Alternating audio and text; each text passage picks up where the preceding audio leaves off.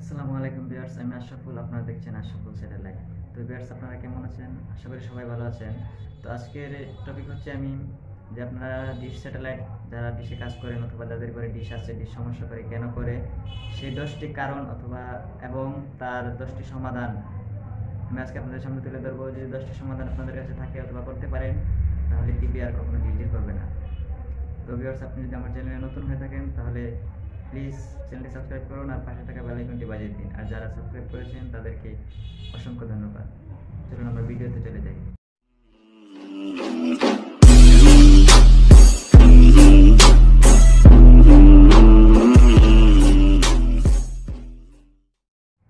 Viewers, প্রথম সমস্যাটি হচ্ছে নোটের সিগন্যাল যদি কম বেশি থাকে। আপনারা যে নোটটি লাগাবেন,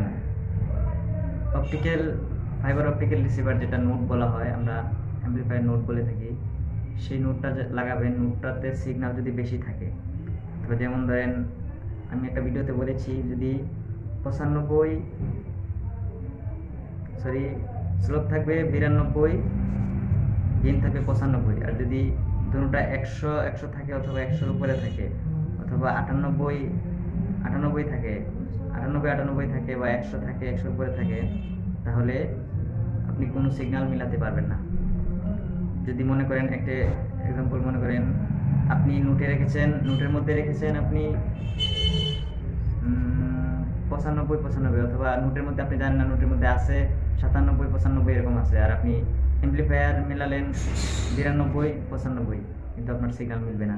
অথবা নোটে আছে 88-92-94 এরকম 88 আছে, আর আপনি নোটে গিয়ে মিলাইলেন 92%, অ্যাম্পলিফায়ারে মিলাইলেন 92-95, কিন্তু সিগন্যাল মিলবে না, সমস্যা থাকবে। তাই যখন আপনি নোট মিলাবেন, যখন আপনি লাইনে কাজ করবেন, প্রথম নোট থেকে কাজ করে যাবেন। নোটে যদি 92-95 থাকে, তাহলে আপনি অ্যাম্পলিফায়ারে 92-95 দিলে আপনার লাইন ক্লিয়ার থাকবে, কোনোটাতেই কম বেশি থাকতে পারবে না। নোটে যদি 92-95 থাকে, তাহলে অ্যাম্পলিফায়ারও 92-95 অথবা 92 থাকতে হবে। স্লোপটা আপনার 92 পর্যন্ত থাকতে হবে। গেইনটা আবার নিচে থাকুক, সমস্যা নাই। অ্যাম্পলিফায়ারে গিয়ে গেইনটা নিচে নেমে যেতে পারে কিছু কিছু কারণে, তো সেটা সমস্যা নাই, স্লোপটা আপনার 92-তে থাকতে হবে। তো দ্বিতীয় কারণ হচ্ছে অ্যাম্পলিফায়ারের ইন সিগন্যাল যদি কম থাকে।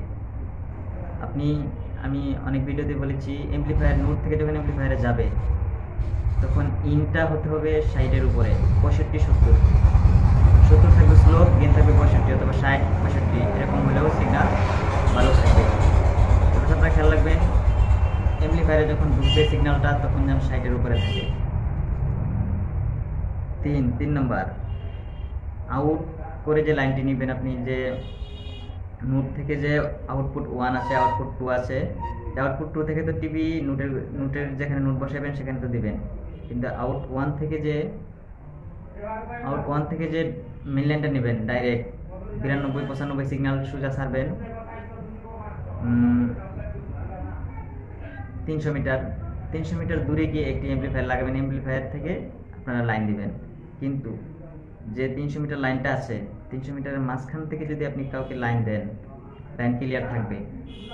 তবে একটা সমস্যা হচ্ছে, এখানে যদি কট কানেক্টর লাগানোর সমস্যা হয়, অথবা এখানে মাঝখানে যদি টিভি বেশি হয়ে যায়, বা কোনো টিভির মধ্যে কোনো সমস্যা থাকে, অথবা কোনো তারের সমস্যা থাকে, যদি দুইটা তার একসাথে কোনোখানে যদি জোড়ায় সমস্যা হয়ে থাকে, তাহলে আপনি সিগন্যালটা মিলাইতে পারবেন না, সিগন্যাল সমস্যা করবে, ওখানে সিগন্যাল কম যাবে, টিভিগুলো ঝিরঝির করবে। তো যখন আপনারা মেইন লাইনটা টানাবেন, আপনাদেরকে একে আমি দেখিয়ে দেবো লাস্টে। আপনারা যখন মেইন লাইনটা টানাবেন, তখন অবশ্যই নোট থেকে আউটপুট 1-এর লাইনটা ডাইরেক্ট নিয়ে যাবেন, তাহলে আপনার লাইনে সমস্যাটা কম থাকবে। নাহলে কিছু কিছু সময় সমস্যা হয় না, কিন্তু অনেক সময় সমস্যা হয়ে যায়, সমস্যাটা আপনি খুঁজে পাবেন না। মাঝখান থেকে যখন লাইনটা দিবেন, কোন ঘরের টিভিতে সমস্যা আছে, কোন তারের জোড়ায় সমস্যা আছে, এটা আপনি কখনোই খুঁজে পাবেন না। তাই আপনারা মেইন লাইনটা ডাইরেক্ট করে দেবেন, তাহলে কাজ করতে আপনাদের সুবিধা হবে, অথবা লাইনগুলো ক্লিয়ার রাখতে পারবেন। 4 নম্বর হচ্ছে তারের জোড়ায় যদি সমস্যা থাকে, যে আপনি তারের জোড়া কীভাবে দিতে হয় সেই ভিডিওটা আমি আপলোড করেছি, সেই ভিডিওর লিঙ্কটা এই ভিডিও ডিসক্রিপশনে দেওয়া থাকবে, আপনারা চাইলে দেখে নিতে পারবেন। জোড়ায় যদি কোনো সমস্যা থাকে, তাহলে টিভি ঝিঝিরে আপনি বন্ধ করতে পারবেন না, বা টিভি ক্লিয়ার। 5 নম্বরে হচ্ছে, যদি কট কানেক্টর ভালোভাবে লাগানো না হয়, যদি লাগানো ভুল হয়, তাহলেও আপনারা টিভি ক্লিয়ার করতে পারবেন না, কারণ কটগুলো সঠিকভাবে লাগাতে হবে, কানেক্টরও সঠিকভাবে লাগাতে হবে, তাহলে আপনাদের টিভিগুলো ক্লিয়ার আসবে। 6 নম্বরে হচ্ছে যে আপনার যে তারটা আছে, তারটা যে আপনি টানানো আছে, যে তারটা যে টানানো আছে, সেই তারের মাঝখান থেকে যদি সিলভারে পানি ঢুকে সিলভারটা নষ্ট হয়ে যায়, অনেক সময় সিলভারগুলো গুঁড়া গুঁড়া হয়ে যায়।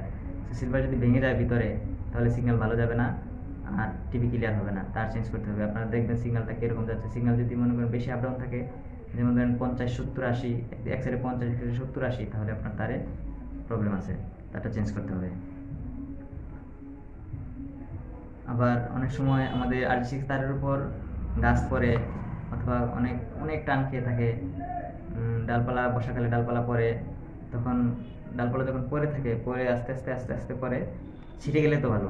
আর যখন আস্তে আস্তে আস্তে আস্তে পরে পরে পরে পরে আস্তে আস্তে পরে থাকে, তখন তারটা লম্বা হয়ে যায়, ভিতরে যে তারটা আছে তারটা লম্বা হয়ে যায়, তার টেম্পার কমে যায়। কমে গেলে তখন সিগন্যাল যায় না, সিগন্যাল নেওয়াই যায় না, খুব খারাপ হয়ে যায় সিগন্যাল, তখন তারটা চেঞ্জ করতে হয়। তো আপনারা খেয়াল রাখবেন, যেখানে তারপরে ছিঁড়ে সেখানে খেয়াল রাখবেন যে তারটা যে পড়ছে সে তারটা লম্বা হয়ে গেল কিনা। যদি সিগন্যাল কম যায় না যায়, তো সিগন্যাল একদম কম যায়, তাহলে মনে করবেন তারটা লম্বা হয়ে গেছে। আর যদি এক সাইডে কম আপডাউন থাকে, যে 20-30 আপডাউন থাকে, তাহলে মনে করবেন আপনার সিলভারের সমস্যা আছে। নোট অ্যাম্প্লিফায়ারে যখন আপনারা কারেন্ট দেবেন, সেই কারেন্ট যদি লুজ কানেকশন থাকে তাহলে সমস্যা থাকে। আবার ডিশের লাইনে যদি লুজ কানেকশন থাকে, তাহলে আপনার টিভি সমস্যা করবে। লুজ কানেকশন থাকা যাবে না, জোড়াও দেবেন খুব ভালোভাবে, পট কানেক্টর খুব ভালোভাবে লাগাবেন, যাতে লুজ কানেকশনটা না থাকে। কারেন্টের লাইনে লুজ কানেকশন থাকলে মেশিনে লুজ দেবে, মেশিনের পাওয়ার কম পাবে, আপনার সিগন্যাল কম দেবে। তো আপনারা লুজ কানেকশন রাখবেন না কোনোটাই, আর্থিং না ফেজ না, কোনোটাই লুজ কানেকশন দেবেন না, পুরোটাই কানেকশন ভালো করে দেবেন। আর হচ্ছে যে আপনারা যে লাইনটা ইউজ করেন, যে লাইনটা আপনারা টানাইছেন, লাইন থেকে যদি কেউ অবৈধভাবে লাইন চালায়, তারা তো আর লাইন জোড়া ঠিকঠাকভাবে দিতে পারে না, পট কানেক্টরও ভালোভাবে লাগাতে পারে না। তাদেরকে খেয়াল রাখতে হবে যে তারা আপনার তার থেকে কেউ লাইনটা নামাইছে কিনা। যদি নামায় থাকে, তাহলে আপনার লাইনের সমস্যা আপনি সেখানে খুঁজে পাবেন, যে জিটটা কেন করে। কেউ যদি অবৈধভাবে আপনার এখান থেকে লাইন নামায়, তারা তো পট কানেক্টর বা জোড়া টোড়া ঠিকভাবে দিতে পারে না, তাই আপনার লাইনটা সমস্যা করতে পারে। লাস্ট 10 নম্বরের সমস্যাটা হচ্ছে যে আপনি কর্ডটা যে লাগান, যে চ্যানেলের মধ্যে গিয়ে আপনার কর্ডটা ঢুকে, আপনারা অনেক সময় কর্ড বার করি, ঢুকাই বার করি, তখন আমাদের যে চ্যানেলের ভিতরের ইয়েটা আছে এটা একটু মোটা হয়ে যায়। মোটা হয়ে গেলে তখন আমাদের চ্যানেলগুলো ঝিরঝির করবে। এটা আপনি ঠিক করতে পারবেন। দেখুন দড়িটা একটা ক্লিয়ার আছে, ছেড়ে দিলে আবার ঝিরঝির করে, তখন এটাকে আপনাকে যে চিপাকাঠি দিয়ে এটাকে বা প্লাস দিয়ে একটু চাপাই দিতে হবে ভিতরেরটা, চ্যানেল যেটা গিয়ে পটটা যেখানে ঢুকে, সেখানে পটের মোটাটার মধ্যে ভিতরে দেখবেন চিকন একটা আছে, এটা মোটা হয়ে যায়। মোটা হয়ে গেলে তারপর আমরা এটাকে ক্লিয়ার করতে পারবো না। তাই এটাকে কোনো মেকারের কাছে নিয়ে বা কোনোভাবে আপনি যদি পারেন আস্তে করে চিপা দিয়ে এটাকে একটু চাপিয়ে দিতে হবে, তখন দেখবেন পটটা টাইট হয়ে লাগবে, তখন আপনার লাইনটা ক্লিয়ার থাকবে। তো এই হচ্ছে আজকের 10টি সমাধান। তো ভালো লাগলে আমার চ্যানেল সাবস্ক্রাইব করে রাখবেন, আর পাশে থাকা বেল আইকনটি বাজিয়ে দেবেন। যখন নতুন কোনো ভিডিও নিয়ে আসবো, চলে যাবে আপনার নোটিফিকেশন।